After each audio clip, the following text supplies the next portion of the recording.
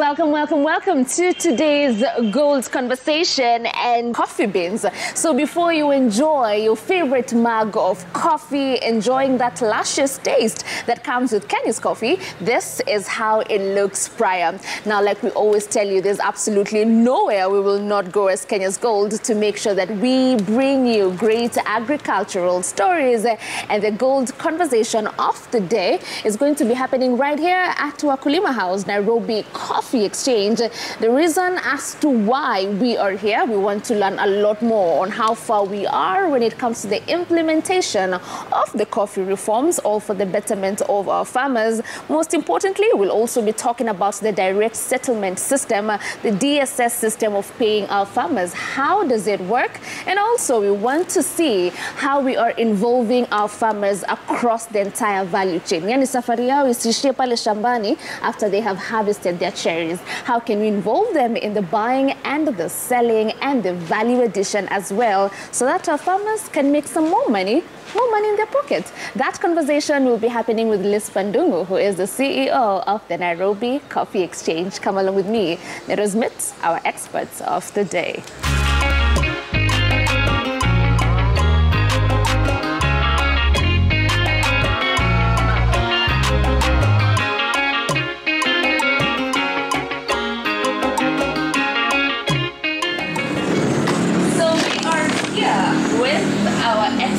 Of the day, Liz Pandungu, who is the CEO at the Nairobi Coffee Exchange. Hi, Liz. Thank you. Now, how are you? I'm good. Good to see you. Good to see you again. Right. Please give me more details on what happens in this space. All right, great. Look around you. This is like the gem of coffee quality analysis in Kenya. This is the pride of Nairobi Coffee Exchange, because here we are able to accord coffee farmers an opportunity for them to present their sample to potential coffee buyers, which then increases competition, because what happens, and guided by the regulations, they come, and if they're qualified to collect the coffee samples, they collect them and go and do the quality analysis prior to the sale. That helps them determine the prices that they're going to offer, of course, in comparison with the international price trends. All right. Yes. So how often do you receive these samples from Every the week. farmers? Every week. Is there a specific day? Yes, we receive these samples on Thursdays. They come through their brokers. The brokers will prepare a draft catalog. It's supposed to list the coffees that they have available for sale in a coffee sale that's coming 12 days from the date of delivery. So it takes 12 days from the date of receipt of the coffee samples to the date of sale.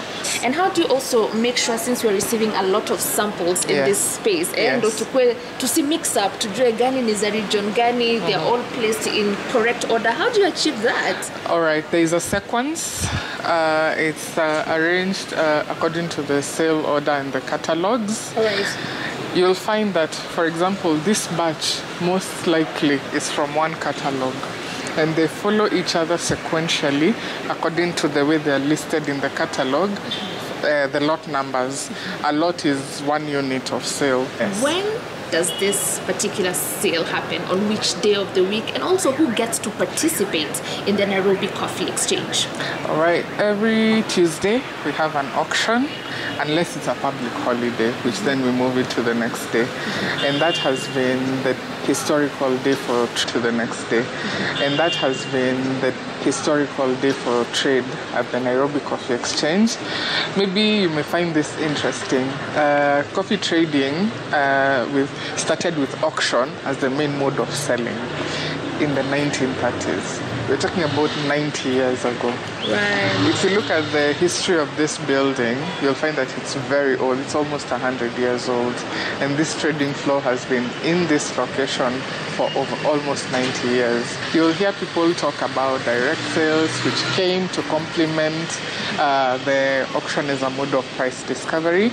But even the direct sales prices are benchmarked on one Nairobi Coffee Exchange prevailing prices and the international price trend. So there is no complete direct sale without benchmarking with Nairobi Coffee Exchange. So who gets to participate in now the Nairobi Coffee Exchange, which happens every single Tuesday? Well, unless it's a public holiday.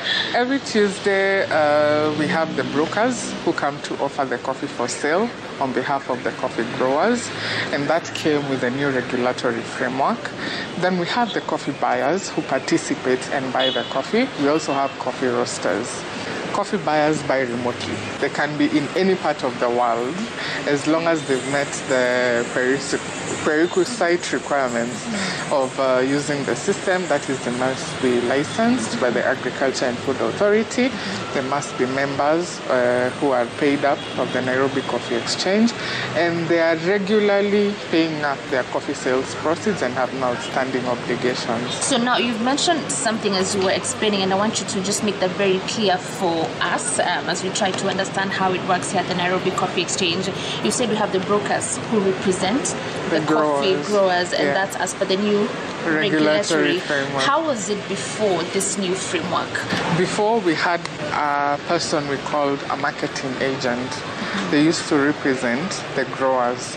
They used to represent the growers for both sales at the Nairobi Coffee Exchange and direct sales. With a new regulatory framework, we have the broker who is representing the grower for sale at the Nairobi Coffee Exchange, and then there is another person called an agent, a legal person called an agent, who is meant to facilitate the logistics of direct sales, meaning the power is now with the growers. It's the growers who have been bestowed the responsibility to do their own direct sales. So that's the big difference. When we're dealing with a broker who's representing our coffee growers, and then we have the buyers. Sometimes our farmers, and I don't know if it's because they're not sensitized enough or there's a bit of a disconnect, they feel like maybe a broker, does not represent them well.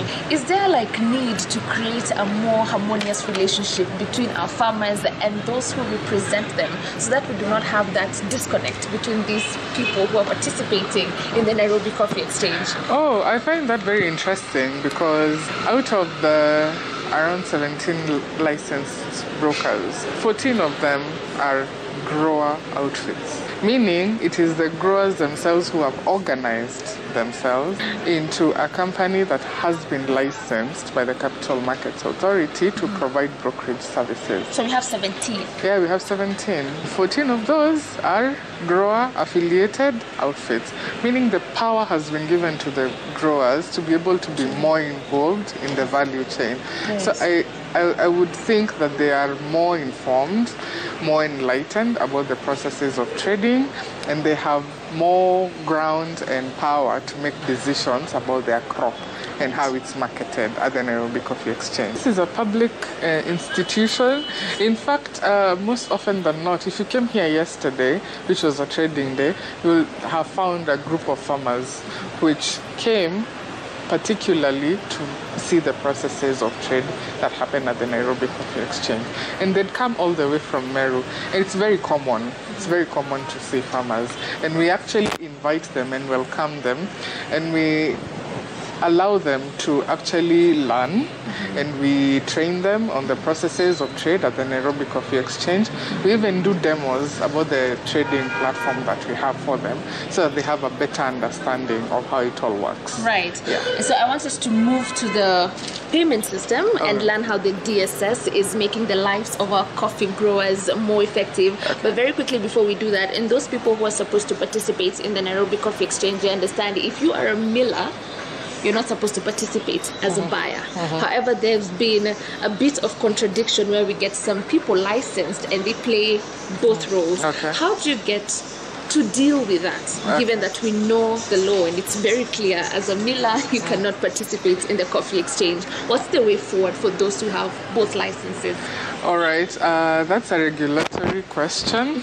Through the guideline or the leadership of the Office of the Deputy President, we have seen the various regulators who are in charge of people who might have that conflict in terms of licensing, offer them guidance and advisory on perhaps pick one, or because the regulations are very clear.